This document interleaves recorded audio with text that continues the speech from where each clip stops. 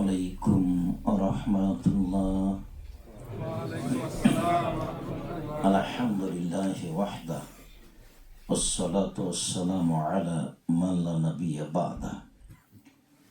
আম্মা বা'দ।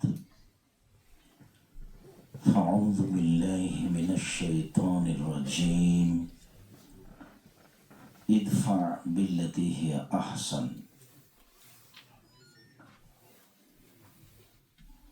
عن أبي هريرة رضي الله تعالى عنه قال قال رسول الله صلى الله عليه وسلم الرحم شحنة من الرحمن. فقال الله تعالى من وصلك وصلته من قطعك قطعته. رواه البخاري ومسلم.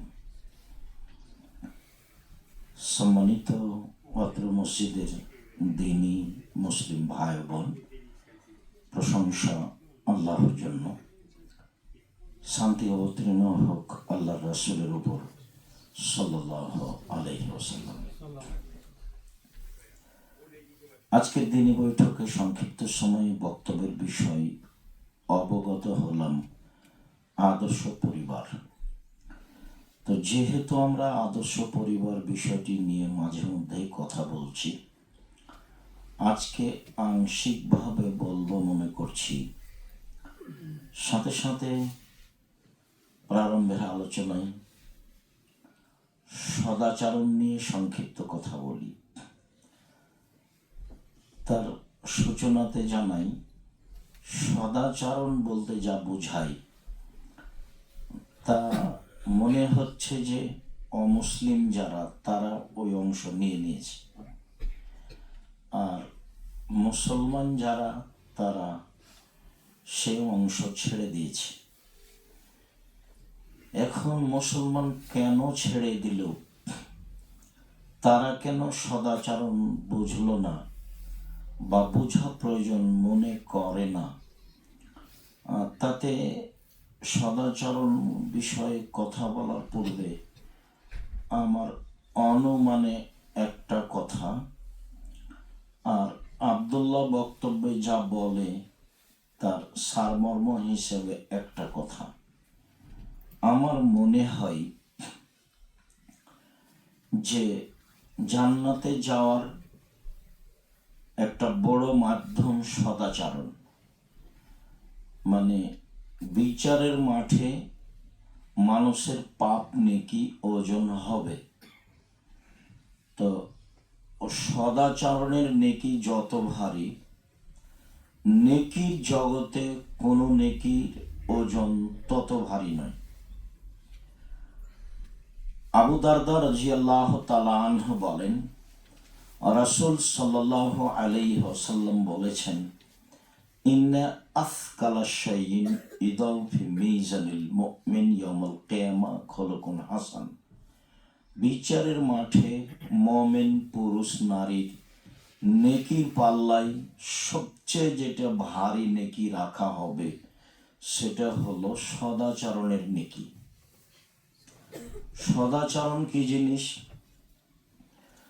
ভালো কথা, ভালো কর্মের নাম সদাচরণ।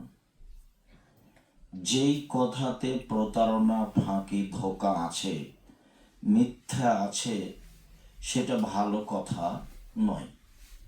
যে কথা দিয়ে মানুষের উপকার হয় সেটা হলো ভালো কথা। যে কর্মে ধোঁকা, প্রতারণা, ফাঁকি, অন্যায়, অবিচার, লুটতরাজ, রাহাজানি, জেনা, ব্যভিচার, জুলুম, অত্যাচার, ধোঁকাবাজি, ডাকাবাজি, দলীয় দাপট, দাঙ্গামা, হাঙ্গামা, যে কর্মে আছে সেই কর্ম ভালো আচরণ নয়। যে কর্মে সবার সাথে মাটির মানুষের মতো নরম আচরণ করে সেই কর্মের নাম ভালো কর্ম। ভালো কথা আর ভালো কর্মের নাম সদাচরণ। বিচারের মাঠে মুমিন পুরুষের নেকির পাল্লায় সবচেয়ে যেটা ভারী নেকি হবে সেটা হলো সদাচরণের নেকি। এ কথা মুহাম্মদ সাল্লাল্লাহু আলাইহি সাল্লাম বলেন। আবার আরবিটা অনুবাদ করি, যেটা তার মুখের ভাষা, তিনি বলেন ইন্না আফকালা শাইইন, সবচেয়ে ভারী। ওটা ইসিম তাবজিল, যারা মাদ্রাসা লাইনে পড়ে তারা বুঝবে।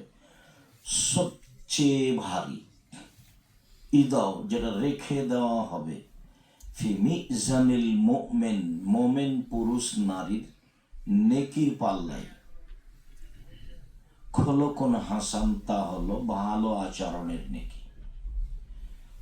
তাহাজ্জুদের নেকি ভালো অনেক, তবে সদাচরণের সমান ভারী নয়। হজ বড় ইবাদত, কিন্তু তার নেকি সদাচরণের সমান ভারী নয়। ইবাদতের জগতে সবচেয়ে দামি ইবাদত হলো সিয়াম, রোজা, কিন্তু তার নেকি যত ভারী, সদাচরণের নেকি তার চেয়ে হাজারো গুণ বেশি ভারী। সলাত পৃথিবীতে ব্যতিক্রম ইবাদত। সলাত যা মানুষের সাথে আপোষ করে না, পৃথিবীর ব্যতিক্রম ভিন্ন ধরনের বিরল ইবাদত হলো সলাত। সলাত নেই তো কোনো ইবাদত নেই, সলাত আছে তো সব ইবাদত আছে। এই সলাতের নেকি যত ভারী, সদাচরণের নেকি তার চেয়ে হাজারো গুণ বেশি ভারী। সদাচরণ কি জিনিস? ভালো কথা, ভালো কর্মের নাম সদাচরণ। যেই কথাতে ধোঁকা, ফাঁকি, মিথ্যা, প্রতারণা থাকে না, সেই কথার নাম হলো ভালো কথা। যে কর্মে অন্যায়, অবিচার, লুপ্তরাজ, রাহাজানি, জুলুম, প্রতারণা, দাগাবাজি, জেল হাজত এগুলো থাকে না, সেই কর্মের নাম হলো ভালো কর্ম। তো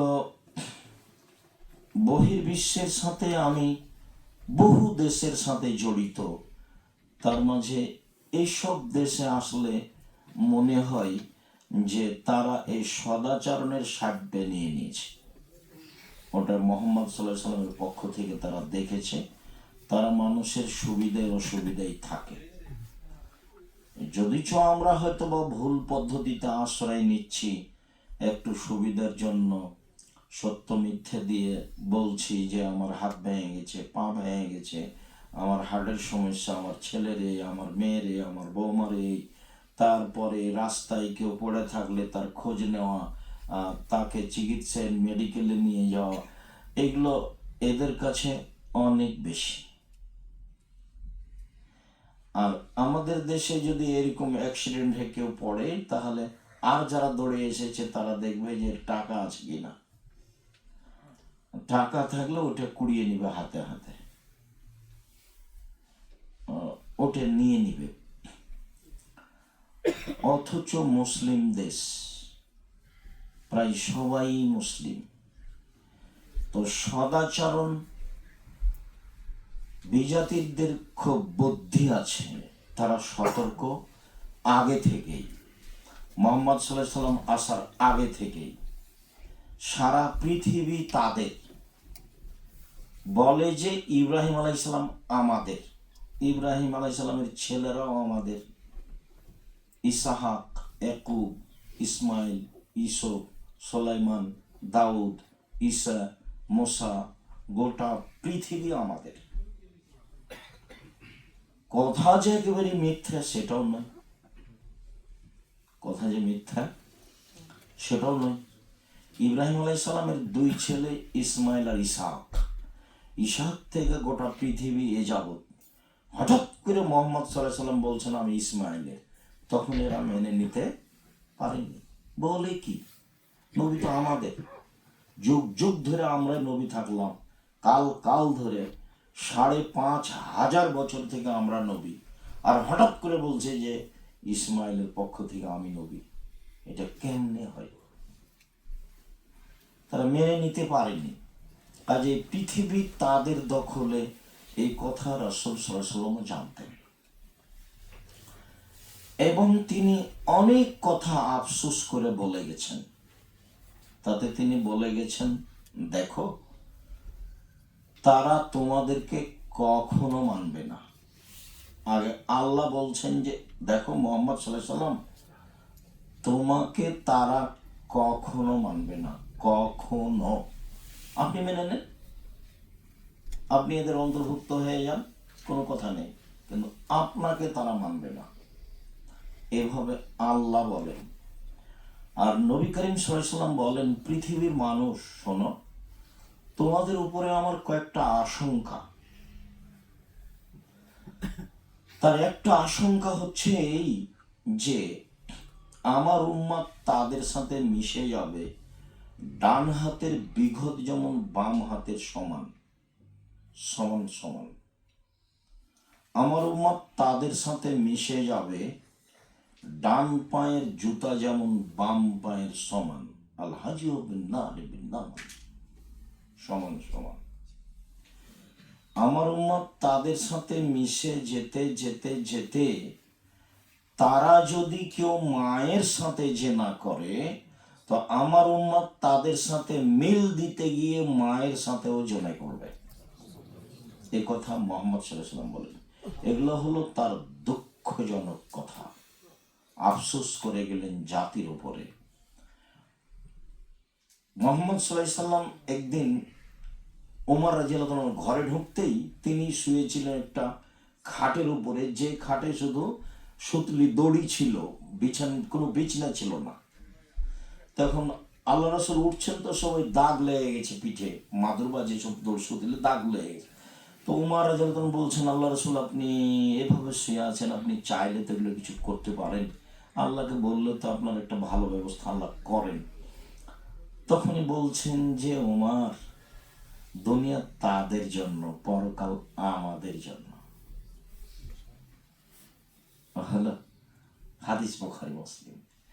তাহলে সারা পৃথিবী তাদের হবে, ব্যাংক ব্যালেন্স তাদের হবে, বিজ্ঞান তাদের হবে, অঙ্ক তাদের হবে, অফিস আদালত তাদের হবে, মাঠঘাট তাদের হবে, সব কিছু তাদের হবে।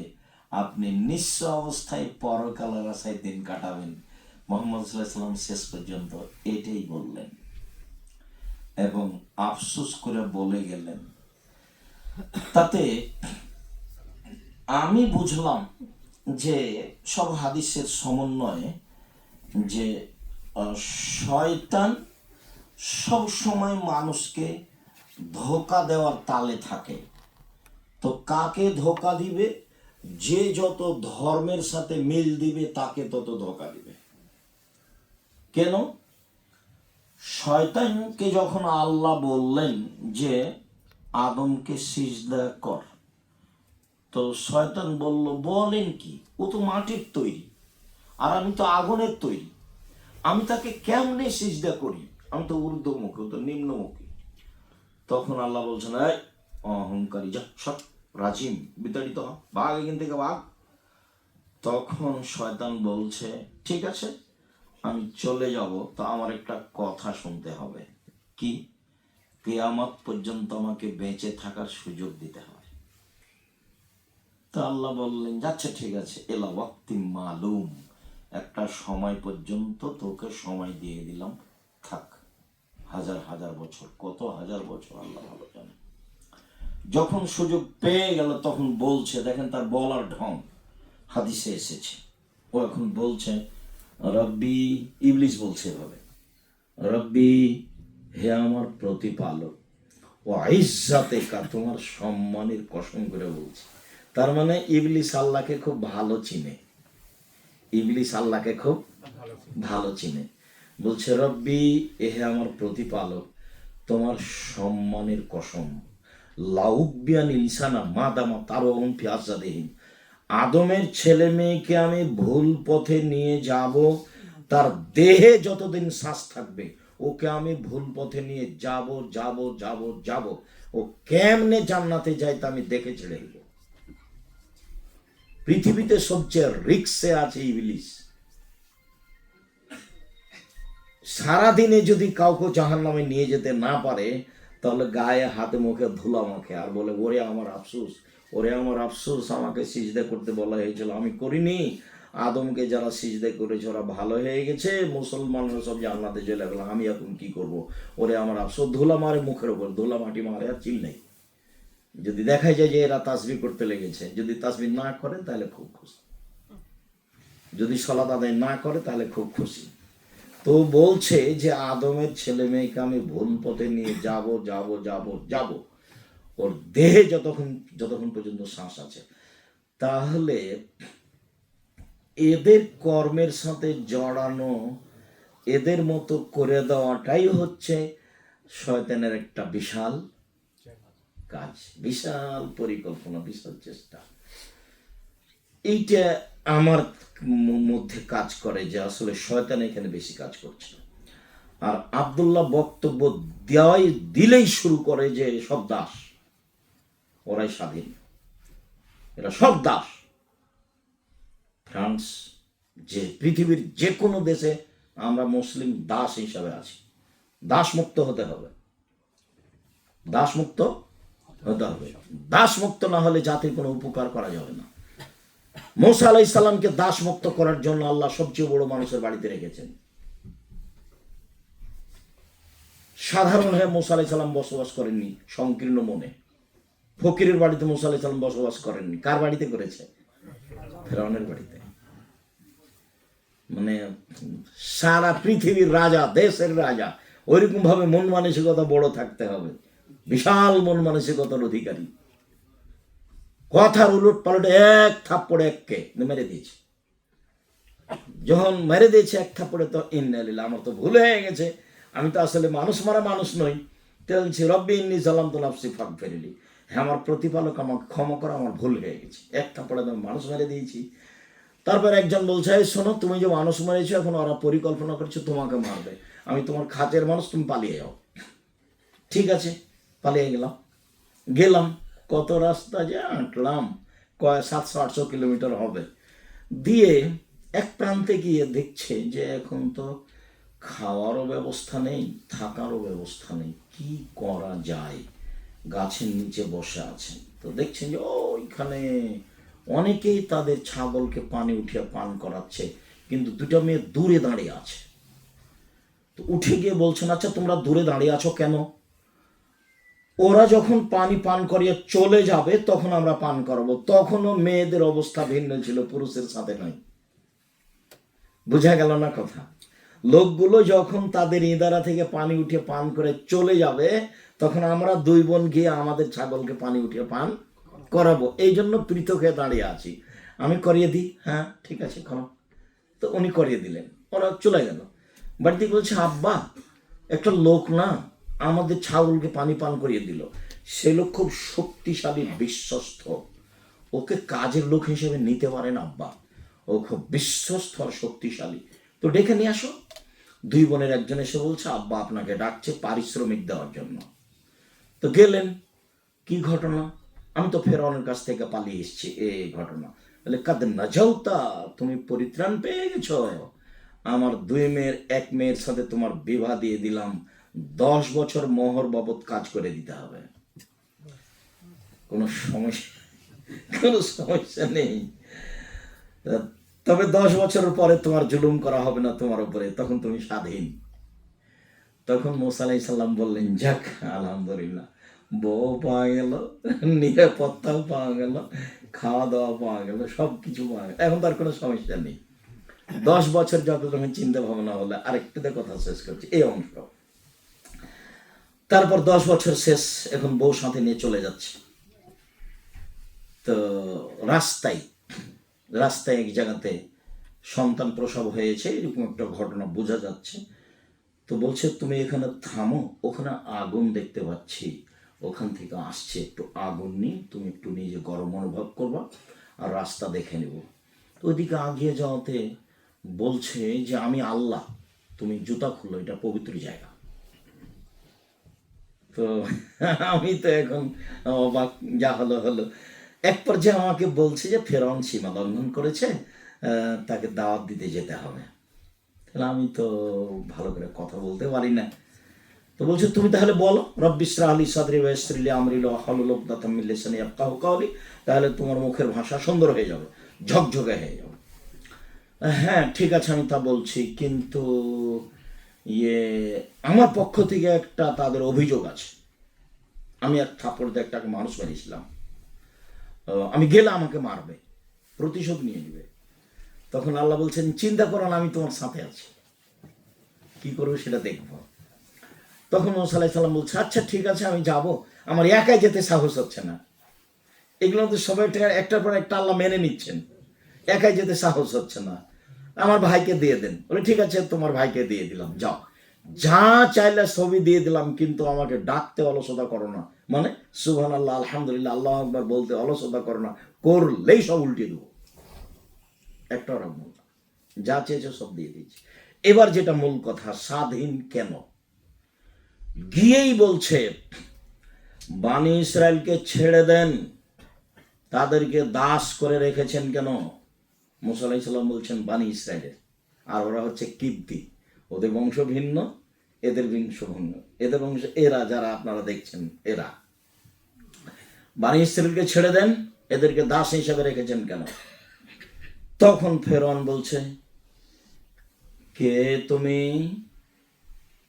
তোমাকে কি শিশুকালে আমি লালন পালন করিনি? তুমি কি বহু বছর আমার মাঝে থাকোনি? তুমি যা করেছ তা করেছ, তুমি তোমার কর্ম করেছ, এক থাপ্পড়ে মানুষ মেরেছ, তুমি বড় অকৃতজ্ঞ। এই পর্যন্ত ফেরাউন বলল। কে তুমি? তোমাকে কি আমি শিশুকালে লালন পালন করিনি? ফেরাউন বলছে মুসাকে। এই যে ফেরাউন লালন পালন করেছে, স্বাধীনভাবে বসবাস করতে হবে। একটা সাধারণ মানুষ, পৃথিবীর সবচেয়ে দাম্ভিক মানুষ, পৃথিবীর সবচেয়ে দাম্ভিক, আদ সামদ, নমরুদ, সাদ্দাত, কারুন, ফেরাউন, দাকেনস, ডিকেটিস, সরকিটিস, যত পৃথিবীতে চলে গেছে আল্লাহ বলে দাবি করেছে, সবার চেয়ে দাম্ভিক ফেরাউন, সবার চেয়ে স্বৈরাচার স্বেচ্ছাচার ফেরাউন, সবার চেয়ে দাম্ভিক। গিয়েই বলছে যে জনগণ ছেড়ে দেন, স্বাধীনতা, স্বাধীনতা লাগবে, স্বাধীনতা লাগবে, তারপরে কথা, আমাদের যত লোকজন আছে জেলে সব ছেড়ে দেন। তো বলছে, কে তুমি? তোমাকে কি শিশুকালে আমি লালন পালন করিনি? তুমি কি বহু বছর আমার বাড়িতে থাকোনি? থেকেছেন তো, স্বাধীন হিসেবে থেকেছেন, বড় মানুষের সন্তান হিসেবে থেকেছেন, দাস হয়ে থাকা হবে না। তুমি যা করেছো তা করেছো, ফেরাউন বলছে, তুমি এক থাপড়ে মানুষ মেরেছ, তুমি বড় অকৃতজ্ঞ। আমার খেয়ে, আমার বাড়িতে বড় হয়ে আমাকে বলো যে সবকে ছেড়ে দেন, তোমার সাহস, অবাক হয়ে গেলাম। এবার মুসা আলাইহিস সালাম বলছে, জি, আমি যা করেছি তা করেছি, আমি এক থাপ্পড়ে মানুষ মেরেছি, তখন আমি ভুল পথে ছিলাম, তোমার হত্যার ভয়ে আমি দেশ ছেড়েছি, আমার প্রতিপালক আমাকে জ্ঞানে গুণে পূর্ণ করেছেন, তিনি আমাকে নবী করেছেন, তুমি আমার প্রতি অনুগ্রহ করেছ, অনুগ্রহ করে তুমি খোটা দিয়েছ।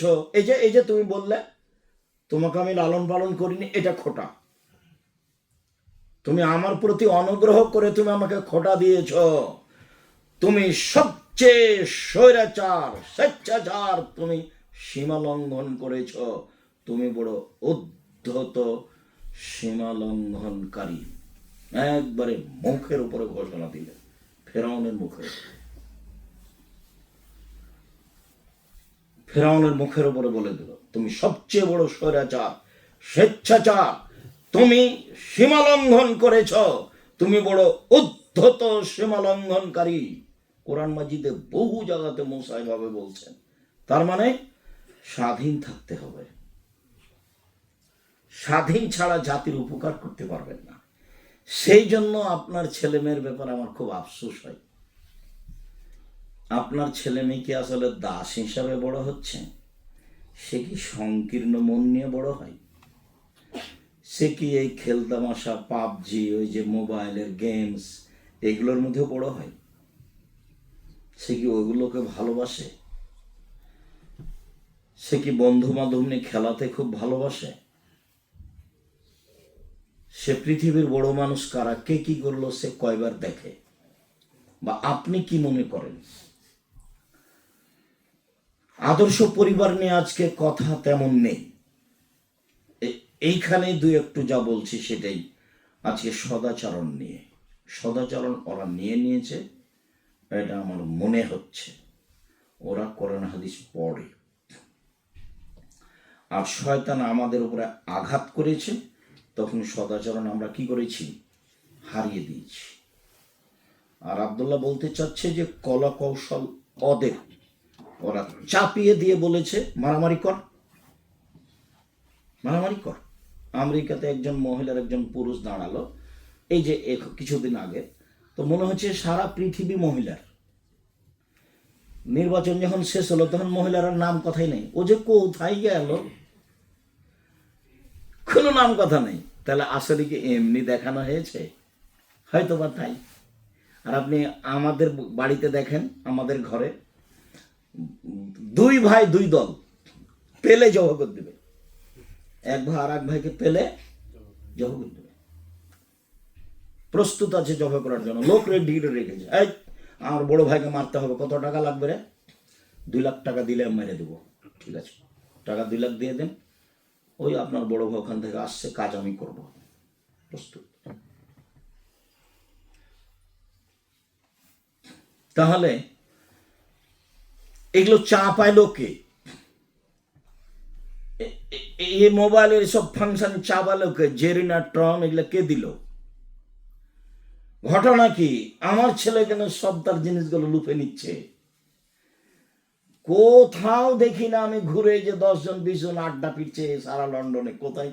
কত বার্মিংহাম, আর কত লুটন, আর কত নটিংহাম, আর কত ডান্ডি, আর কত লুটন, আর কত কি ম্যানচেস্টার ঘোরাঘুরি করছি। কই আড্ডা পিটা মানুষ দেখি না, সব নিজ নিজ কাজে ব্যস্ত। আপনি আপনার দেশে পাপ বের করলে, পাপ উঠালে দেখতে পাবেন যে চলছে খালি একজন আর একজনের বিরুদ্ধে। কত কি করছে আর কত কি বলছে। বিবাহ করলেও নাকি চাঁদা দিতে হবে, বলছে যে মনে হয়েছে বিবাহ করলে চাঁদা দিতে হবে, পরিবেশ এরকম হয়েছে। তো ওটা তো আপনার ছেলে, ওটা আমার ছেলে, ওটা আমার ভাইয়ের ছেলে। ঘটনা কি? কে এগুলো চাপালো? বক্তব্য বলতে চাচ্ছে ও স্বাধীন হতে হবে, এই জন্য আকিদা আদর্শ ঠিক হতে হবে, সুন্দর করে কোরআন মাজিদ পড়তে শিখতে হবে। এই জন্য মক্তব চালু করেছি, তেঁতুলিয়া থেকে টেকনাফ পর্যন্ত যাবো ইনশাআল্লাহ। বাসা থেকে মসজিদের দিকে যেতে একটা আম গাছ আছে মাঝামাঝি রাস্তায়, সেখানে দেখছি একটা ভাঙাচোরা মাইক্রো, ওটা ভালো মাইক্রো নয়, মাইক্রোর গায়ে লেখা আছে আদ-দাওয়া ইলাল্লাহ, আরবি শব্দ বাংলাতে লেখা আছে। 3-4 দিন থেকে দেখছি, বুঝতে পারি না। আমি বলছি আব্বু, গাড়ির গায়ে লেখা আছে আদ-দাওয়া ইলাল্লাহ, গাড়িটাই বা কার? আর আদ-দাওয়া ইলাল্লাহ কি জিনিস? তখন আমাকে বলছে আব্বু, আপনাকে তো আমি দেখলাম 30 বছর যাবৎ ব্যাগ বকচা নিয়ে খুব দাওয়াত দিলেন সারা দেশে, আর আমিও মোটামুটি ঘুরে দেখলাম লন্ডন, ফ্রান্স, ইটালি, ওই স্পেন, আরও সৌদি আরব, এগুলো সব আমি ঘুরে দেখলাম, কুয়েত, কাতার, আবুধাবি, দুবাই, ওমান, এগুলো সব ঘুরে দেখলাম। তাতে আমার মনে হচ্ছে যে আমরা সবাই দাস, স্বাধীন হতে হবে। স্বাধীন হওয়ার সূচনা কি? সূচনা হলে আকিদা আদর্শটা ঠিক করতে হবে। ওকে আকিদাই বিশ্বাস করতে হবে যে আমি ওর কথা মানছি মানে আমি দাস, আর আমি যখন তার কথা মানব না আমি তখন তার দাস নই। আমি তার আদর্শ গ্রহণ করব না, করি যদি তাহলে আমি দাস, আর যদি না করি তাহলে আমি তার দাস নই। আকিদা আদর্শ সংশোধন করব আগে, কোরআন মাজিদ ঠিক করব আগে। তাই অল্প দিনে জামিয়া সালাফের অধীনে 700 মক্তব চালু করেছে, 700, এই অল্প কয়েকদিনে। আর প্রতি মাসে 30 থেকে 40 জন শিক্ষক প্রশিক্ষণ নেয়, মক্তবের শিক্ষক 15 দিন করে প্রশিক্ষণ নেয়, মানে মাসে 60 জন বা মাসে 80 জন এমাম আসে মসজিদের, তারা ফ্রি আসে, মানে আপনাদের টাকা দিয়ে আসে। তারা ফ্রি যায় মানে আপনাদের টাকা দিয়ে যায়, তারা ফ্রি খায় মানে আপনাদের টাকা দিয়ে খায়, তারা ফ্রি বই পায় মানে আপনাদের টাকা দিয়ে বই ছাপানো আছে। মানে আবদুল্লাহ আব্বা তো আর ব্যবসা করে না, লন্ডনের কোনো কাজও করে না। আবদুল্লাহর বাপ তো নিজেই দেউলিয়া। আমি নিজে কি করি তা নিজেই বুঝি না। জামিয়া সালাফে আমি শিক্ষকতা করি, আমি টাকা পয়সা নিই না, বেতন নিই না। তো যেহেতু তার বাবার এরকম কিছু নেই, তাহলে এত কিছু করে কার টাকায় করে? ওখানে তো টাকসাল নেই, এত কিছু করে।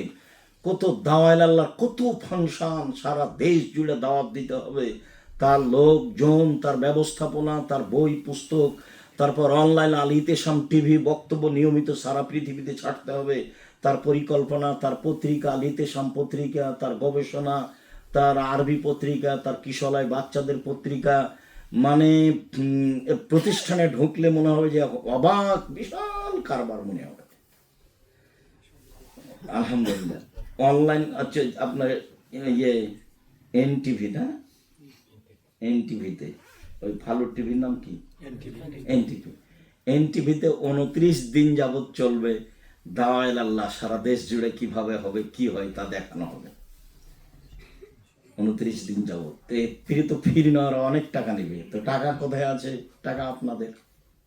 জামিয়া সালাফেতে কোনো বিত্তশালী দিয়ে চলে না, বৈদেশিক কোনো সংস্থা দিয়ে চলে না, দেশের কোনো বিত্তশালী দিয়ে চলে না, সাধারণ মানুষ দিয়ে চলে। যাতে আপনারা আছেন যারা দেশের সাধারণ মানুষ আছে। কেননা জামিয়া সালাফের ঋষিদ বই বাইরে ব্যবহার হয় না, কেউ জানে না কিভাবে চলে। কোনো শিক্ষক ঋষিদ বই বাইরে নিয়ে যেতে পাবে না, শিক্ষক জানে না কিভাবে চলে, ছাত্র জানে না কিভাবে চলে। তারা আসে শিক্ষকতা করতে, শিক্ষকতা শেষ চলে যাবে, ওদের প্রতিষ্ঠানের দিকে দেখতে হবে না, প্রতিষ্ঠান দেখার জন্য আরো লোক আছে।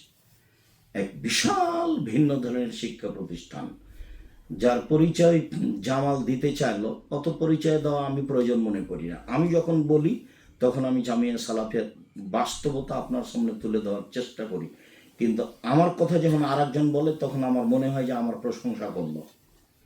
তখন শুধু বলতে হবে, এখন আপনাদের সামনে কথা বলবে আব্দুর রাজ্জাক বিন ইউসুফ। আমার নাম আব্দুর রাজ্জাক আর আমার বাপের নাম ইউসুফ। দেশের লোক যে কত চাপ দিল আমার জীবনে যে আপনার পূর্ণ পরিচয়টা দেন না, একটু কাগজ লিখবো, বিজ্ঞাপন পোস্টার লিখবো, খুব চাপ দিয়েছে। তখন আমি বলেছি, দেখেন আমার নাম আব্দুর রাজ্জাক আর আমার বাপের নাম ইউসুফ, বাপ বেটা মিলে আব্দুর রাজ্জাক বিন ইউসুফ। এর চেয়ে বেশি কোনোদিন বলিনি, কোনো দিন পাবেন না কোথাও, কলমে কাগজে কোথাও পাবেন না। জাযাকুমুল্লাহ খাইর। তো এইখানে আবার আপনার সঙ্গে কথা শেষ করে নি। আজকে আসলে আদর্শ পরিবার নিয়ে কথা নেই। আজকে আপনাকে বলতে চাচ্ছি প্রথমে সূচনাতেই যে আপনি নিরাশা হবেন না। ছেলে মেয়ে জাতির জন্য মানুষ করতে হবে, এটা আপনি আল্লাহকে বলে। ওর রহমতের অভাব আছে, ওর দয়ার অভাব আছে। আমার না হয় বিদ্যা বুদ্ধি কম, টাকা পয়সা কম, তারও কি কম? তার তো কম নয়। তা আমি আমার ছেলে মেয়ে নিয়ে, আমার নাতি নাতিন নিয়ে তাকে বলি না যে আমার ছেলে মেয়েকে তুমি মানুষের মতো মানুষ করো জাতির জন্য। যত অন্যায় অবিচার আছে সব দেশ থেকে উৎখাত করতে হবে, এই নোংরামি প্রথা বন্ধ করতে হবে, এই জমি জাল করা, জুয়ার চুরি করা, দাগাবাজি করা, দলীয় দাপট দেখা, মানুষকে জেল হাজতে দেওয়া, এসব কাজ বন্ধ করতে হবে। এই ক্ষমতা তুমি আমার ছেলেমেয়ের হাতে দাও, তারা যেন জাতির সামনে জোর করে কথা বলতে পারে, জাতির কাছে যেন হাত পাততে না হয়। আমি যখন বলেছি যে যত উঁচু কবর আছে সব ভেঙে দিতে হবে, যত মূর্তি আছে সব ভেঙে দিতে হবে, এতে যদি আমি 1 নম্বর আসামি হই তাহলে ভুল হবে, আমি 2 নম্বর আসামি। 1 নম্বর আসামি হলেন মুহাম্মদ সাল্লাল্লাহু আলাইহি সাল্লাম, তিনি আদেশ করেছেন, আমি অনুবাদ করেছি, তার ফাঁসি হলে আমার আজীবন জেল হতে পারে। কেন? আমি 1 নম্বর আসামি নই, 1 নম্বর আসামি হচ্ছেন মুহাম্মদ সাল্লাল্লাহু আলাইহি সাল্লাম। তিনি বলেছেন, আলী যত উঁচু কবর আছে সব ভেঙে সমান করে দাও, হাদিস মুসলিম। আলী যত ছবি মূর্তি আছে সব ভেঙে খান খান করে দাও, চৌচির করে দাও। মুহাম্মদ সাল্লাল্লাহু আলাইহি সাল্লাম নিজে কাবা ঘরে ঢুকলেন, হাতে একটা লাঠি ছিল, ঢোকার সময় দেখলেন সব মূর্তিতে পরিপূর্ণ। মূর্তি তার বাপের মূর্তি, মানে ইব্রাহিম আলাইহিস সালামের মূর্তি, ঈসার মূর্তি, ইসহাকের মূর্তি, ইসমাইলের মূর্তি। তিনি লাঠি দিয়ে আঘাত করতে লাগলেন, ভাঙতে লাগলেন আর বলতে লাগলেন জাল হক এসেছে সত্য, ওয়াজহাকাল বাতিল চলে গেছে মিথ্যা, ইন্নাল বাতিলা নিশ্চয় মিথ্যা, কানা যাহুকা চিরদিন মিথ্যা। এই কথা বলে কাবা ঘরের যত বাপের ছবি মূর্তি ছিল সবকে ভেঙে খান খান করে দিলেন। মুহাম্মদ সাল্লাল্লাহু আলাইহি সাল্লাম নিজে মূর্তি ভেঙে দিলেন, ইব্রাহিম আলাইহিস সালাম নিজে মূর্তি ভেঙে দিলেন। তারা ৭১-এর দোহাই দিয়ে ছবি মূর্তি তৈরি করেছে। আমি মুসলিম চির রণবীর, মরণকে করি না ভয়, মরলে শহীদ বাঁচলে গাজী আমার উভয় সমান। আমি মূর্তি গড়তে আসিনি, মূর্তি ভাঙতে এসেছি। আমার গায়ে রক্ত মুসলমানের রক্ত, কোনোদিন নত হয় না। নত হওয়া গতিবিধি আমার নয়, যদিও পৃথিবী তাদের। রক্ত আমার গায়ে, আমার নীতি আমার মুহাম্মদ সাল্লাল্লাহু আলাইহি সাল্লামের। আমি মরে যাব কি বেঁচে থাকবো সে পরোয়া করি না। হক নিয়ে জাতির সামনে ন্যায় অন্যায় নিয়ে দাঁড়াবো, যার জন্য আমি বিদ্যা অর্জন করেছি, আমার ছেলে মেয়েকে মানুষ করেছি। সেই জন্য তুমি সর্বশক্তিমান, তুমি আমার ছেলেকে এইভাবে মানুষ করে দাও। এই কথা আপনাকে আমি বলতে চাই। আপনার ছেলে বড় ডাক্তার হবে, সবাই এ অন্যায় করে না, কিন্তু প্রায়ই করে। তখন আমার খুব কষ্ট হয়। কি করে? যে কোম্পানি টাকা দিয়েছে তারই ওষুধ লিখেছে। এই জন্য তো টাকা দিয়ে পয়সার ছেলেকে লেখাপড়া শিখালেন। আর প্রায় ইঞ্জিনিয়ারিং চোর, তো আপনার দেখার কথা। আর লাগবে পরীক্ষা ৩টে, ও তো দিয়েছে ৫টা। সেটা তো আপনি জানেন। এ দেশে তো একটা লোক খালি যদি হাত পা ভেঙে পড়ে, একটু অ্যাক্সিডেন্ট হলেই পুলিশ টুলিশ চলে আসে, সব নিয়ে যাচ্ছে, সব তারাই করছে। ও আপনার ভাইয়ের চেয়ে বেশি দেখছে। তার মানে সদাচরণ তো এটাই ছিল, মুহাম্মদ সাল্লাল্লাহু আলাইহি সাল্লামের সদাচরণ তো এটাই ছিল। কে কিভাবে নিয়ে চলে গেল, আমাদের স্বাধীনতা হারালো, শয়তান কোথায় কাজ করেছে সেটা দেখতে হবে। আমি মনে করি যে ইসলাম ধর্ম এইটা, এই জন্য শয়তান এখানে বেশি কাজ করছে, আমাদের কাছ থেকে নিয়েছে, নিয়ে ওদেরকে দিচ্ছে। আর আব্দুল্লাহর বক্তব্য প্রমাণ হচ্ছে যে না, আমরা গোলাম, যার জন্য ওদেরটা নিয়েছি। স্বাধীন হতে হবে। আকীদা আদর্শ কি করতে হবে? সংশোধন করতে হবে। যতদিন বাঁচবো পুরুষের মতো পুরুষ হয়ে বাঁচবো, কাপুরুষ হয়ে বাঁচতে রাজি নই। আমি কোনোদিন স্বীকৃতি দিনই ও মা তোমার আকাশ তোমার বাতাস, ও কালিমা তোমার আকাশ তোমার বাতাস। আমি জীবন বাজিয়ে চেষ্টা চালাইছি, আমি আমার ছেলে মেয়েকে এই গান বলতে দিব না। দেখি কতদিন পারি। যেদিন পারবো না সেদিন দেখবো, যতদিন পারবো ততদিন হবে না। এই জন্য বলি যে আপনি আপনার ছেলে মেয়ে আপনার কাছে রাখেন, না পারলে আপনি হস্তান্তর করেন। আমি তো করোনা মানিনি। আমাকে বিমানে বলছে মেয়েটা, মাস্ক লাগান। তখন যে ধৈর্য ধারণ করো, বলছে মাস্ক লাগান, ধৈর্য ধারণ করো। বলে মাস্ক লাগান, ধৈর্য ধারণ করো, মাস্ক লাগাতেই হবে। তখন আমি বলছি, তোমার মালিককে তোমাকে চাকরি দেওয়া ঠিক হয়নি, তুমি চাকরির উপযুক্ত মহিলা নাও। আমি যখন উঠি তুমি তখন দেখোনি যে আমি মাস্ক আমার মুখে ছিল না, তুমি উঠালে কেন? এখন তুমি বলছো কেন? আমি আব্দুর রাজ্জাক বিন ইউসুফ মাস্ক লাগিয়ে ভাগ্য বাড়াতে রাজি নই। আমি খুব বিশ্বাস করি পৃথিবী সৃষ্টির 50,000 বছর পূর্বে 4টা জিনিস লেখা আছে হয়েছে। 1 মরণ, 2 জীবন, 3 রুজি, 4 রোগ ব্যাধি। সেদিন যদি আমার ভাগ্যে করোনা লেখা হয়ে থাকে, আর যদি আজকে আমি পাথরের মধ্যে ঢুকে যাই, তবুও করোনা ধরবেই। সতর্কতার কারণে যদি করোনা না ধরতো, তাহলে ফিউচার পার্কের মালিক করোনাতে মারা যেত না। ফিউচার পার্কের মালিক বুঝলেন না? যারা দেশের পানি খায় না, যারা দেশের পানি খেত না, যাদের 2, 4, 10 লাখ, 50 লাখ, 2 কোটি, 1 কোটি টাকা নয়, এগুলো টাকা নয়, তারা এইভাবে দুনিয়া থেকে চলে গেছে। আরো এরকম বহু মানুষ আছে যার কাছে 2 কোটি, 5 কোটি টাকা টাকা নয়, ও ভ্যান ভাড়ার মতো টাকা। অতএব ছেলের ব্যাপারে, মেয়ের ব্যাপারে খুব সোচ্চার থাকবেন। আপনি আমার দিনী ভাই, আপনি আমার দিনী বোন, আপনি চেষ্টা চালিয়ে যান। ওর তো অভাব নাই, ওকে বলতে থাকেন 2টায়, চেষ্টা আর বলা, চেষ্টা আর বলা। একটু আগে আসবেন, একটু আগে আসেন।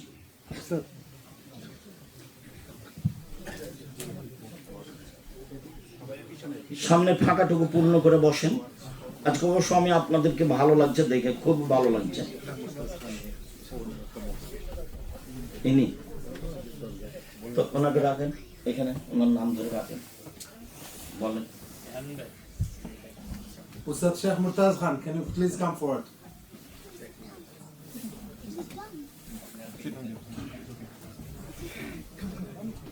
আরেকটা চেক থাকলে বাম পাশে দেন।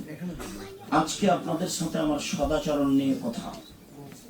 সদাচরণ নিয়ে কথা যদি আপনি শোনেন তাহলে আপনাকে অবাক মনে হবে যে সদাচরণের বিষয়টি আল্লাহ এভাবে বলেছেন, আল্লাহর নবী এভাবে বলেছেন।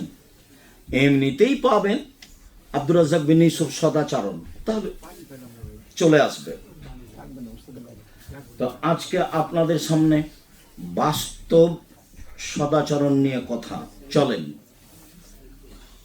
প্রথমে বললাম যে ইবাদতের জগতে সবচেয়ে ভারী নেকির ইবাদত হলো সদাচরণ।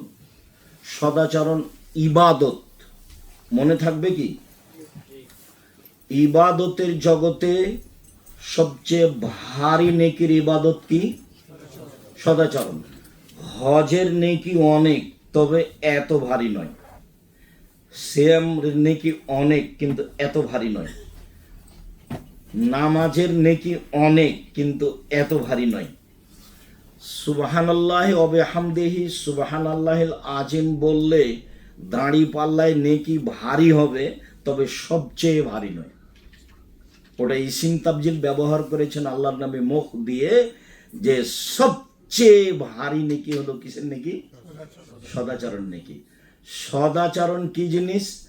ভালো কথা, ভালো কর্মের নাম সদাচরণ। ভালো কথা যাতে ধোকা ফাঁকি থাকে না, ভালো কর্ম যাতে দাগাবাজি, দুরাচার, অন্যায়, অবিচার, মানুষের প্রতি জুলুম, অত্যাচার এগুলো থাকে না, এর নাম ভালো কথা, এর নাম ভালো কর্ম। ইনি তাহলে না বারাকাল্লাহ। মহান আল্লাহ বলেন, ইদফা বিল্লাতি হে আহসান। মুহাম্মদ সাল্লাল্লাহু আলাইহি সাল্লাম, যখন আপনি মানুষের সাথে কথা বলবেন তখন উত্তর দেওয়ার সময় মানুষে যা বলেছে আপনারটা তার চেয়ে নরম হবে। আপনি নরম করে উত্তর দিবেন, সুন্দর করে। এটা হলো বাঙালি স্বভাবের একবারে বিপরীত। ও যদি বলে শালা, তাহলে আমারটা আরো কিছু আছে, তাহলে এইটা সদাচরণ নয়। আল্লাহ আমাদের নবীকে বলছেন, প্রতিপক্ষ যা বলেছে আপনারটা তার চেয়ে উত্তম হতে হবে, আপনারটা তার চেয়ে উত্তম হতে হবে। এটাই সদাচরণ। জীবনে কোনোদিন কখনো স্বাদ মিটিয়ে কিছু করে নেবেন না। স্বাদ মিটিয়ে কথা বলে বস্তির মহিলারা, যখন ঝগড়া লাগে তখন। বস্তির মহিলা বুঝেন? ঝগড়া লাগে তখন এখন এমন বলা বলে, একবারে গ্রামের বেফাস কথা বলে। যখন ঝগড়া থেমে যায় তখন বলে, যাক বলেছি, একবারে মনটা স্বাদ মিটিয়ে বলেছি, মন ভরে বলেছি। এটা হলো বস্তির মহিলাদের ঝগড়ার কথা। জীবনে কোনোদিন প্রতিশোধমূলক কথা বলবেন না। আমার জীবনে, আমি আমার কথা বলছি, আমার জীবনে দুইটা আমার ত্যাগ। আমি কোনোদিন মানুষের বদনাম করব না, এটা আমার ত্যাগ, যে কোনো মূল্যে ইনশাআল্লাহ। দুই, আমি মানুষের প্রতিশোধ নেব না ইনশাআল্লাহ, এটা আমার ত্যাগ। সিলেট ফেন্সুগঞ্জের ওসি বলছে, আরে মামলা তো আমি চালাবো, আপনি সিগনেচার করেন। তো আমি বলছি, মানুষের বিরুদ্ধে আমি মামলাই করব না, তো আমি সিগনেচার করব কেন? তো আমাকে বলছে, আরে সিলেট কোর্টে আপনার বিরুদ্ধে মানহানির মামলা দিয়েছে আপনাকে 5,000 কোটি টাকার, আমরা সারা বাংলাদেশ তার বিরুদ্ধে মানহানির মামলা দিব, খালি আপনি বলেন ও কত জেলায় যাবে। আমি তো মানুষের বিরুদ্ধে মামলাই করব না। কেউ যখন আমাকে খুব গালি দেয়, গালি মানে কি মা দিয়ে শুরু করে, আরো যেভাবে তার ইচ্ছা, গালি দেওয়া যখন শেষ করে তখন আবার আমি রিং দিই, দিয়ে বলি ভাইজান আর কি কোনো গালি ছিল? মনে হয় আপনার মোবাইলে টাকা শেষ হয়ে গেছে, যদি থাকে সেগুলো দিয়ে নেন।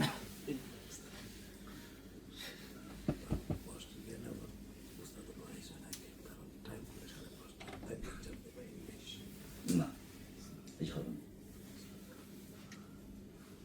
এটা না করে দেন।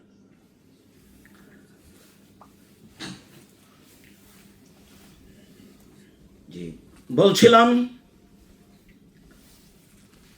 যে জীবনে কোনোদিন প্রতিশোধ নেবেন না, যা হবে হবে। জীবনে কোনোদিন কারো পিছনে পড়বেন না, যা হবে হবে ইনশাআল্লাহ। মহান আল্লাহ বলেন, ওয়াজাদিলহুম বিল্লাতি হিয়া আহসান। তর্ক বিতর্কের সময় যখন সামনে কেউ বাক বিতণ্ড করবে, তখন আপনি সামনাসামনি তর্ক বিতর্কের সময় ওর চেয়ে আপনি সুন্দরটা বলবেন। মুখামুখি কথা যখন চলে তখন আপনারটা হবে ওর চেয়ে ভালো। আগেরটা ছিল স্বাভাবিক, আবার এখন মুখামুখি কথা, আপনি একটা বলছেন আমি একটা বলছি, আপনি একটা বলছেন আমি একটা বলছি, তখন আপনারটা কি হতে হবে? তার চেয়ে ভালো হতে হবে। এর নাম সদাচরণ। আল্লাহ তাআলা বলেন,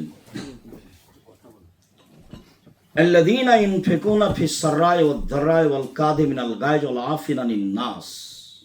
জান্নাত পাবে ওরা যারা সচ্ছল অবস্থায় দান করলো, অসচ্ছল অবস্থায় দান করলো, আর মানুষকে মাফ করলো। এটা হলো মূল কথা। আর মানুষকে কি করলো? মাফ করলো। আর রাগ দিয়ে কোনো কাজ নিল না। জীবনে রাগ দিয়ে কোনো কাজ নেবেন না। বউ একটা কিছু বলে ফেলেছে, বউকে তো নিয়ে বিদেশে একাই আছেন, ও রাগ করে কিছু বলতেই পারে, আপনি পাল্টা বলতে যায়েন না। আর বউয়ের নামে অ্যাকাউন্টও খুলিয়েন না, নাহলে একদিন কথা বেশি হলে পরের দিন হাঁটবে। আর ওদের সবসময় মায়ের নামে বাপের নামে অ্যাকাউন্ট খুলবেন, গন্ডগোল যতই হোক পালার কোনো পথ নেই, পালিয়ে যাওয়ার কোনো পথ নেই। শুনুন, ভুলেও কোনোদিন রাগ দিয়ে কোনো কাজ নেবেন না। ভাই হোক, বোন হোক, স্ত্রী হোক, দলীয় লোক হোক, যে হোক না কেন, এটা নিষেধ। জান্নাতি ওরা যারা তিনটা কাজ করলো, সচ্ছল বেশি টাকা দান করলো, অসচ্ছল কম করলো, 1, 2 মাফ করলো, আচ্ছা যাক, যা করেছেন করেছেন, ঠিক আছে যা। 3 রাগ দিয়ে কোনো কাজ নেবে না। তাহলে এই হলো সদাচরণের অধিকারী। একটা বাস্তব সদাচরণ দেখায় আপনাকে। এদেশে তো আর অটো নাই, রিক্সাও নেই, খুব কম। ওর দেশে অটো রিক্সা তো খুব ভর্তি। তো আমি অটোতে বসে আছি, আপনি এখন উঠেছেন, তা আপনি ভালো করে বসেননি, এই ছেলেটা টান দিয়েছে। যেমন টান দিয়েছে তেমন আপনি আমার মুখের উপরে এসে পড়ে গেছেন। তখন আমি বলছি বসেন বসেন, কোনো সমস্যা নেই, বসেন, সমস্যা নেই কিছু, বসেন বসেন। এই হলো একটা আচরণ। আর একটা হলো এই যে আমি বসে আছি আর আপনি অটোতে উঠেছেন, বসেননি, আপনি টান দিয়েছে ছেলেরা, আমার মুখের উপরে পড়ে গেছেন আপনি এসে। তখন আমি বলছি কপালে চোখ নেই, এইসব করে গাড়িতে উঠান না, কপালে চোখ নেই, দেখতে পান না, উঠার হিসাব থাকে না। এটা একটা আচরণ।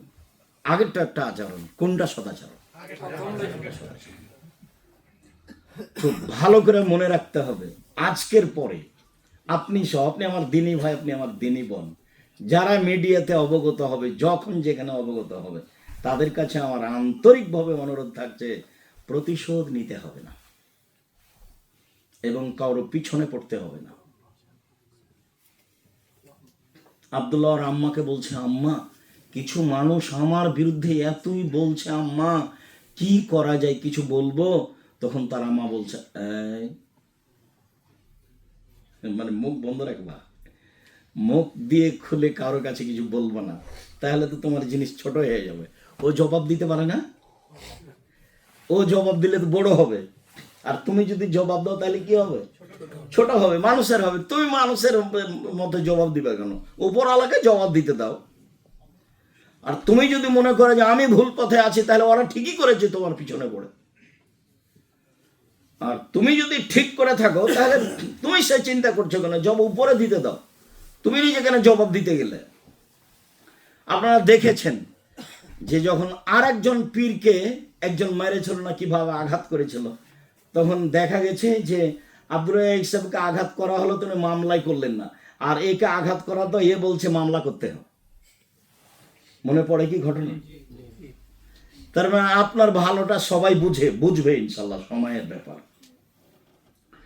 মহান আল্লাহ বলেন, ফাবিমা রাহমাতিন মিনাল্লাহ লিনতা লাহুম ওয়ালা কুনতা ফাদদান গালিদাল কলব লানফাযু মিন হাওলিক ফাফু আনহুম ওয়াস্তাগফির লাহুম ওয়াশাবিরহুম ফিল আমর।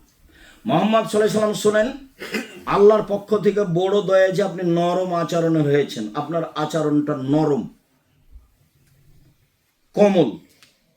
আপনি যদি কর্কশ স্বভাবের হতেন, আপনার আচরণ যদি কর্কশ হতো, লানফাযু মিন হাওলিক, মানুষ আপনার পাশ থেকে সরে যেত, কেউ থাকতো না।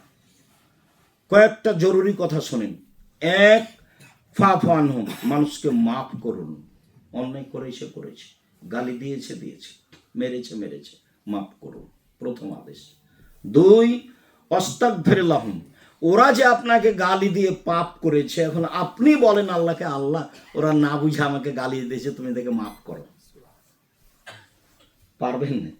যে আপনার বিরুদ্ধে মামলা করেছে তাকে আপনি বলতে পারবেন যে তুমি তাকে মাফ করো, আল্লাহ তাকে মাফ করে দাও? এর নাম সদাচারণ।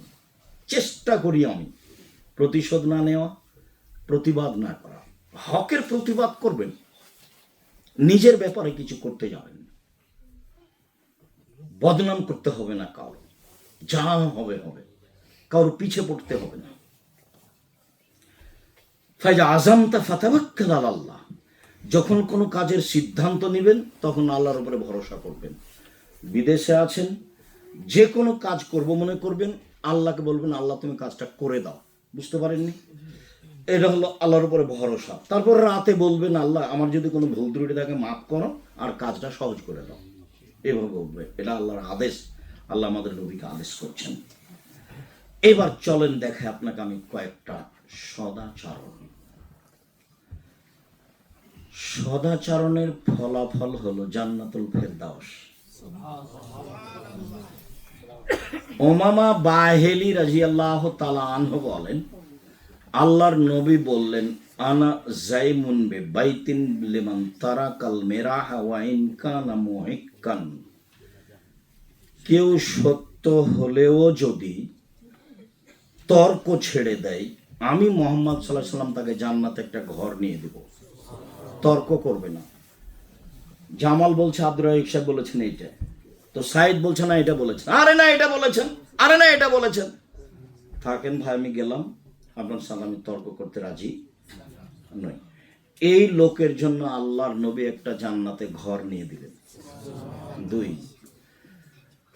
বলে বাইতিন ফি রাবাজিল জান্নাহ লিমান তারাকাল কিযবা ওয়া ইন কানা মাজিহ, মজাক করে হলেও যে মিথ্যে কথা বলবে না, মজাক করে হলেও যে মিথ্যে কথা বলবে না, আমি মুহাম্মদ সাল্লাল্লাহু আলাইহি সাল্লাম তাকে জান্নাতে একটা ঘর নিয়ে দেব। তিন, ওয়া আলাল জান্নাহ লিমান হাসানা খলকাহু, কেউ যদি তার চাল চলন সদাচরণ অবলম্বন করে, চাল চলনকে ভালো করে, আমি মুহাম্মদ সাল্লাল্লাহু আলাইহি সাল্লাম তাকে জান্নাতুল ফেরদাউস নিয়ে দেব। দুনিয়াতে জান্নাতুল ফেরদাউস পাওয়ার সরাসরি কোনো আমল নেই সদাচরণ ছাড়া। তাহাজ্জুদ পড়ে জান্নাতুল ফেরদাউস পাওয়া যাবে না,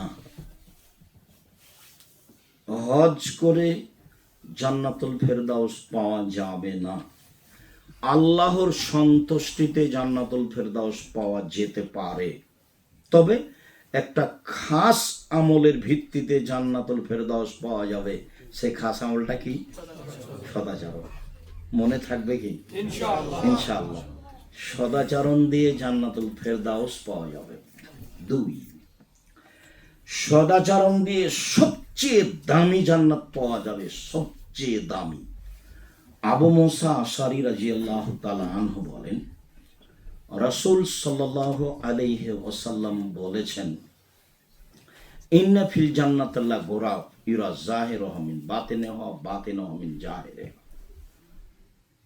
জান্নাতে কতগুলি এত উন্নত মানের পদার্থ দিয়ে জান্নাত তৈরি করা আছে, যার ভেতর থেকে বাহির দেখা যায়, বাহির থেকে ভেতর দেখা যায়, খালি টক টক টক টক করছে, খালি ঝকঝক ঝকঝক করছে, এত উন্নত মানের পদার্থ দিয়ে তৈরি সেই জান্নাত।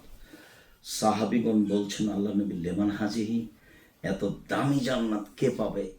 তখন আল্লাহ রাসূল বলছেন, লেমান আলানা কালামা, যার স্বভাব ভালো, সদাচরণ, সে পাবে। সদাচরণ দিয়ে সবচেয়ে দামি জান্নাত পাওয়া যাবে। সদাচরণ, সদাচরণ দিয়ে একসাথে দুইটা কাজের নেকি হবে। একসাথে একসাথে বড় বড় দুইটা কাজ মিলে যা নেকি হবে, সদাচরণের তাই নেকি হবে। আয়েশা রাদিয়াল্লাহু তাআলা আনহা বলেন, রাসূল সাল্লাল্লাহু আলাইহি ওয়াসাল্লাম বলেছেন, ইন্নামাল মুমিন ইয়াজিদু বিহুসনি খুলুকিহি দারাজাতাস সাইমুল কায়েম। মুমিন পুরুষ নারী তার ভালো চালচলন দিয়ে তাহাজ্জুদ পড়ে যে নেকি পায় সে নেকি পাবে। মুমিন পুরুষ নারী ভালো আচরণ দিয়ে নিয়মিত নফল সিয়াম থেকে যে নেকি পায় সে নেকি পাবে। জামাল সাহেব, কোনো কথা গ্রহণ হবে না, ওনার কাছে দরকার হলে ক্ষমা চেয়ে বিদায় করে দেন। এখানে কথা শুধু আব্দুর রাজ্জাক বিন ইউসুফ বলবেন, এটাই প্রোগ্রাম শেষ হবে। জি, বললে আমার আগে বলে নিতে হতো। এই হিসাব আপনি ওই হিসাব আমার কাছে নিয়ে আসেন না। তাহলে এমপি মন্ত্রী ওগুলো আমার কাছে এত হিসাব থাকে না, ওই হিসাবই বাতিল। আপনি তাদের কাছে ক্ষমা নিয়ে নেন, অন্যদিন কথা হবে। আর আমি আব্দুর রাজ্জাক বিন ইউসুফ কথা বলছি, প্রত্যেকটা বাক্যের মূল্য 1 কোটি টাকা। আপনি আমার কথা যখন শেষ হয়ে যাবে, এখন থেকে না অতি 50 বছরের চ্যালেঞ্জ থাকলো, যে কোনো ভাষায় বক্তব্য আপনি পাশে বসাবেন, যে কোনো ভাষার বক্তব্য পাশে বসাবেন। ইতস্তবোধের কি আছে? বাস নিজে একটু ছোট হয়ে ক্ষমা চাইলেই তো হলো, বললেই তো হলো, আর একদিন সময় করব। এত এখানে ছোট কথা তো বলা আমি পছন্দ করি না। আমি যে কথা বলছি, যারা এখানে বসে আছেন তাদেরকেও শুনতে হবে। রাসূল সাল্লাল্লাহু আলাইহি ওয়াসাল্লাম বলেন, সদাচরণ দিয়ে একসাথে বড় বড় দুইটা নেকি পাবে। বড় বড় দুইটা নেকি, তার একটা হলো নিয়মিত নফল রোজা। নিয়মিত নফল রোজার ফলই তো হলো জান্নাত। আর নিয়মিত তাহাজ্জুদ, নিয়মিত তাহাজ্জুদের ফল হলো নবীর সাথে জান্নাতে থাকার সুযোগ। তো এই দুটাই তো বড় বড় আমল। এই দুইটা বড় বড় আমল মিলে যা নেকি হবে, সদাচরণে তাই নেকি হবে। মনে থাকবে? সদাচরণে তাই নেকি থাকবে। আবু হুরায়রা রাদিয়াল্লাহু তাআলা আনহু বলেন, রাসূল সাল্লাল্লাহু আলাইহি ওয়াসাল্লাম বলেছেন, আস-সাই আলাল আরমালাতি ওয়াল মাসাকিন কাল মুজাহিদ ফি সাবিলিল্লাহ, আস-সাইম লা ইফতির ওয়াল কায়েম লা ইয়াফতুর। যারা অসহায় মানুষের পাশে দাঁড়ায়, যারা বিধবাদের পাশে দাঁড়ায়, বিধবা মানে যার স্বামী নাই, যে মহিলা, যারা অসহায় মানুষের পাশে দাঁড়ায়, যারা বিধবাদের পাশে দাঁড়ায়, তারা একসাথে 3টে বড় বড় নেকি করবে। 1, আল্লাহর পথে জেহাদ করলে যত নেকি হয়, সদাচরণে তত নেকি হয়। 2, নিয়মিত তাহাজ্জুদ পড়লে যত নেকি হয়, সদাচরণে তত নেকি হয়। 3, নিয়মিত নফল সিয়াম থাকলে যত নেকি হয়, তা সদাচরণে তত নেকি হয়। এবার সিরিয়াল করেন তো দেখি। 1, আল্লাহর পথে জেহাদ করলে, এটা তো বিশাল ব্যাপার। আল্লাহর পথে জেহাদ করলে যত নেকি হয় 1। 2, নিয়মিত তাহাজ্জুদ পড়লে যত নেকি হয় 2। 3, নিয়মিত নফল সিয়াম থাকলে যত নেকি হয়। এই 3টার সমন্বয়ে যত নেকি হয়, সদাচরণে তত নেকি হয়। বুখারী মুসলিম। নওয়াস ইবনে সামান রাদিয়াল্লাহু তাআলা আনহু বলেন, রাসূল সাল্লাল্লাহু আলাইহি ওয়াসাল্লামকে একদা জিজ্ঞাসা করা হলো, আল্লাহর নবী, মাল বিররু ওয়াল ইসম, পাপ কি জিনিস আর নেকি কি জিনিস? আল্লাহর নবী একটু বলেন তো, পাপ কি জিনিস আর নেকি কি জিনিস? তখন রাসূল সাল্লাল্লাহু আলাইহি সাল্লাম উত্তরে বললেন, আল বিররু হুসনুল খুলুক, নেকি হলো ভালো আচরণ। কই, আল্লাহ রাসূল তো বললেন না নেকি হলো তাহাজ্জুদ। কই, আল্লাহ রাসূল তো বললেন না নেকি হলো হজ। কই, আল্লাহ রাসূল তো বললেন না নেকি হলো আপনার তাসবিহ তাহলিল জিকির আজকার। তাকে জিজ্ঞাসা করা হলো যে পাপ কি জিনিস আর নেকি কি জিনিস? তখন তিনি উত্তরে কি বললেন? নেকি হলো ভালো আচরণ, আর পাপ যেটা অন্তরে ধাক্কা খায়, এটা করব কি করব না, এটা করব কি করব না, এটা না হলো পাপ। তো আমাদের এই অংশের সাথে এখন কথা নয়, কথা হলো আগের অংশের সাথে, যে নেকি হলো সদাচরণ। মোজাইনা বংশের একজন সাহাবী বলছেন যে একদা সাহাবীগণ আল্লাহর নবীকে বললেন, আল্লাহর নবী, মা উতিয়াল ইনসান ও মা খাইর, আদম সন্তানকে যত অনুগ্রহ দেওয়া হয়েছে তার সবচেয়ে উত্তম কোনটা? আদম সন্তানকে অনুগ্রহ দেওয়া হয়েছে 2টা হাত। 2 হাত কত প্রয়োজনীয় জিনিস, যার 1 হাত আছে তাকে জিজ্ঞাসা করেন। 2 পা আল্লাহর অনুগ্রহ, আল্লাহর যেটা দয়া, তো এটা আপনি কি দিয়ে বুঝবেন? যার 1 পা আছে তাকে জিজ্ঞাসা করেন।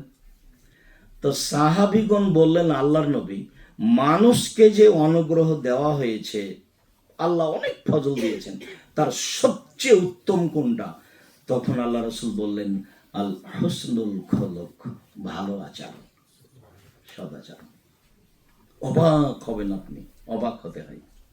এভাবেই রাসূল সাল্লাল্লাহু আলাইহি সাল্লাম বলছেন। আবু হুরায়রা রাদিয়াল্লাহু তাআলা আনহু বলেন, রাসূল সাল্লাল্লাহু আলাইহি ওয়াসাল্লাম বলেছেন, আল্লাহ তাআলা বলেন, মানে হাদিসে কুদসি, আল্লাহ তাআলা বলেন, ইন্নার রাহিমা শুহনাতুন মিনার রহমান, সদাচরণকে রহমান থেকে নির্গত করা হয়েছে।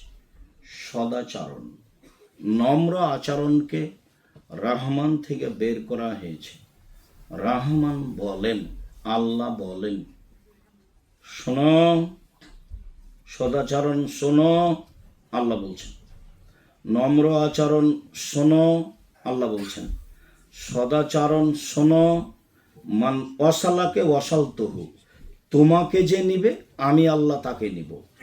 অমান কথাকে কাতাতহু, সদাচরণ শোনো, তোমাকে যে ছেড়ে দিবে আমি তাকে ছেড়ে দেব। হাদিস বুখারী মুসলিম। যার সদাচরণ নেই তার আল্লাহ নেই, যার সদাচরণ আছে তার আল্লাহ আছে। হাদিস বুখারী মুসলিম। হাদিসে কুদসি আল্লাহ বলছেন, এই সদাচরণ শোনো, আল্লাহ বলছেন সদাচরণকে, এই ভালো আচরণ শোনো, তোমাকে যে নিবে আমি আল্লাহ তাকে নিব, তোমাকে যে ছেড়ে দিবে আমি তাকে ছেড়ে দেব। বুখারী মুসলিম। আবার আয়েশা রাদিয়াল্লাহু তাআলা আনহা বলেন, সদাচরণ আল্লাহর আরশের সাথে ঝুলন্ত অবস্থায় বলে, এটা সদাচরণ। আল্লাহর আরশের সাথে ঝুলে আছে আর বলছে, পৃথিবীর মানুষ শোনো, আমি সদাচরণ বলছি। পৃথিবীর মানুষ শোনো, আমি সদাচরণ বলছি, এটা বলছে মান অসালানি অসালাহুল্লাহ, আমাকে যে নিবে আল্লাহ তাকে নিবে। অমান কাতানি কাতাহুল্লাহ, যে আমাকে ছেড়ে দিবে আল্লাহ তাকে ছেড়ে দিবেন। হাদিস বুখারী মুসলিম। সদাচরণ কি জিনিস? বিচারের মাঠে নেকির পাল্লাই সবচেয়ে ভারী নেকির কাজ হলো সদাচরণ। প্রত্যেক ভালো কথা, ভালো কর্মের নাম সদাচরণ। আবু মুসা আশারী রাদিয়াল্লাহু তাআলা আনহু বলেন, রাসূল সাল্লাল্লাহু আলাইহি ওয়াসাল্লাম বলেছেন, আল মুমিন কারাজুলিন ওয়াহিদ, সারা পৃথিবীর মুমিন পুরুষ নারী একজন। এই জন্য এরা নিয়ে নিয়েছে বলছি, দেখেন এখন আল্লাহ রাসূল বলছেন সারা পৃথিবীর পুরুষ নারী একজন। কারা জন্য? সুম্মা ইনিস্তাকা আইনহু ইস্তাকা কুল্লুহু, যদি চোখে ব্যথা হয় তাহলে আমি সম্পূর্ণ শরীরে ব্যথা বুঝতে পারি, যদি মাথায় ব্যথা হয় তাহলে আমি সম্পূর্ণ শরীরে ব্যথা বুঝতে পারি। তাহলে আমার চোখে ব্যথা হলে যেমন সম্পূর্ণ শরীরে ব্যথা বুঝতে পারি, আমি বিপদে পড়লে আপনাকে বিপদ ভোগ করতে হবে, তার নাম সবাই একজন। কথা বোঝা গেল না? যে কোনো সমস্যার আপনার সমাধার জন্য আমাকে চেষ্টা করতে হবে, তার নাম সবাই একজন। আপনি অবাক হবেন, দেশের অবস্থা এরকম যে দুই ভাই মিলে যে দুই দল করে, তো এক ভাইয়ের নামে মামলা হয়ে গেছে, ওকে পুলিশে ধরে নিয়েছে, তো আর এক ভাই বলছে ঠিক আছে ঠিক আছে, উচিত হয়েছে উচিত হয়েছে, ঠিক আছে। যেমন ভাবে এগুলো করে বেড়ায় তখন ঠিকই, হ্যাঁ না? আল্লাহ রাসূলের হাদিস দেখেন আর অবস্থা দেখেন, এটা এরা নিয়ে নিয়েছে। সারা পৃথিবীর মুমিন পুরুষ নারী একজন। চোখে ব্যথা হলে সম্পূর্ণ শরীরে ব্যথা বুঝে, মাথায় ব্যথা হলে সম্পূর্ণ শরীরে ব্যথা বুঝে। আবু মুসা আশারী রাদিয়াল্লাহু তাআলা আনহু বলেন, রাসূল সাল্লাল্লাহু আলাইহি সাল্লাম বলেছেন, আল মুমিন লিল মুমিন কাল বুনিয়ান ইয়াসুদ্দু বাহজুহু ওয়াজান, একজন মুমিন আর একজন মুমিনের সাথে বা সকল মুমিন পুরুষ নারী হলো প্রাচীরের মতো। তারপরে দেখাচ্ছেন প্রাচীরের মতো। সুম্মা সাব্বাকা বাইনা আসাবিহি, তারপর ডান হাতের আঙ্গুলগুলিকে বাম হাতের আঙ্গুলের মধ্যে ঢোকালেন। এইদিকে দেখেন, এইভাবে যেমন ডান হাতের আঙ্গুল বাম হাতের আঙ্গুলের মধ্যে ঢুকে আছে, তো রাসূল সাল্লাল্লাহু আলাইহি সাল্লাম বলছেন সারা পৃথিবীর মুমিন পুরুষ নারী হলো প্রাচীরের মতো। সারা পৃথিবীর পুরুষ নারী কার মতো? প্রাচীরের মতো। তারপরে দেখাচ্ছেন এইভাবে। তাহলে একজন পুরুষ আর একজন পুরুষের সাথে মুসলমান কত শক্তভাবে সুবিধে অসুবিধাই থাকবে, তার নাম মুসলিম। কত শক্তভাবে থাকলে তাকে বলা হবে যে মুসলিম। একজন আর একজনের সুবিধাই কত কঠিনভাবে থাকলে রাসূল সাল্লাল্লাহু আলাইহি ওয়াসাল্লাম এভাবে বলেন। চলেন, সদাচরণ। সদাচরণ এমন একটা জিনিস যা দিয়ে বয়স বেশি হয়ে যায়, যা দিয়ে টাকা পয়সা বেশি হয়ে যায়। আনাস রাদিয়াল্লাহু তাআলা আনহু বলেন, রাসূল সাল্লাল্লাহু আলাইহি সাল্লাম বলেছেন, মান সাররাহু আইয়ুবসাতা লাহু ফি রিজকিহি ওয়া ইনসাহু ফি আসারিহি ওয়া ইনসাহু লাহু ফি আতারিহি, যে চায় যে তার রুজি আল্লাহ বেশি করে দেয়, টাকা পয়সা বেশি করে দেয়, যে চায় যে তার বয়স বেশি হয়ে যাক, আমি আরো 2 বছর আল্লাহ আমাকে বাঁচিয়ে রাখো, আরো 20 বছর আল্লাহ আমাকে বাঁচিয়ে রাখো, এইটা যে চাই, তাহলে সেই জন্য সদাচরণ করে, ফাল ইহুসেন, সে যেন সদাচরণ করে। মানুষের সাথে সদাচরণ করলে তার বয়স বেশি হয়ে যাবে এবং তার জমি জায়গা, অর্থ সম্পদ, টাকা পয়সা বেশি হয়ে যাবে। সাওবান রাদিয়াল্লাহু তাআলা আনহু বলেন, রাসূল সাল্লাল্লাহু আলাইহি সাল্লাম বলেছেন, লা ইয়ারুদ্দুল কাযা ইল্লা দুআ ওয়া লা ইয়াজিদু ফিল উমরি ইল্লাল বিরর। দুআই মানুষের তাকদীরকে পরিবর্তন করতে পারে। আপনার ভাগ্যে একটা লেখা আছে, দুঃখ বেদনা, সমস্যা, খুব বেশি কান্নাকাটি করেন, ওইটা আল্লাহ কেটে দিয়ে নতুন লিখে দিবেন। আপনি আল্লাহকে বলতেই থাকেন, যেটা আছে সেটা কেটে দিয়ে আল্লাহ নতুন লিখে দিবেন। 2, রাসূল সাল্লাল্লাহু আলাইহি সাল্লাম বললেন যে কেউ যদি চায় যে তার বয়স বেশি হয়ে যাক, আল্লাহ যা দিয়েছে তার চেয়ে বেশি হয়ে যাক, তাহলে সে যেন সদাচরণ করে। সদাচরণ করলে তার বয়স বেশি হয়ে যাবে। কি আপনাদের পরিবেশ? شيخ كمل شيخ، لأنه محاضرة ثانية بعدك محاضرة الآن تكمل.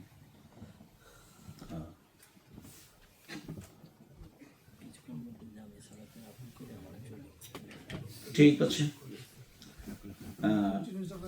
আমি এই পরিবেশ জানতাম না। আমি আব্দুর রাজ্জাক বিন ইউসুফ জাতির সামনে স্বাভাবিকভাবে আসি না কোনোদিন। তো কিভাবে হয়েছে তা আমার জানা নাই। আমি কথার শেষে চলে আসলাম। ঠিক আছে, ওনাকে ভেতরে যে একটু বসতে বলো, 2 মিনিট সময় নাও। ওকে 2 minutes to be finished, inshallah. But হুজুর লিফলেটে আপনার নাম দেওয়া হয়েছে, আমরা আপনার জন্য জি, জি, আমরা তো আসছি এর জন্য। আমরা আপনার জন্য আসছি, আমাদের জন্য আসছি না, কমিটি না, আমরা পরের দিকে কাজটা না করতে দিলে পরের দরকারটা ছিল। না, এটা হলো ইনসাল্ট করা হয়েছে। না, এটা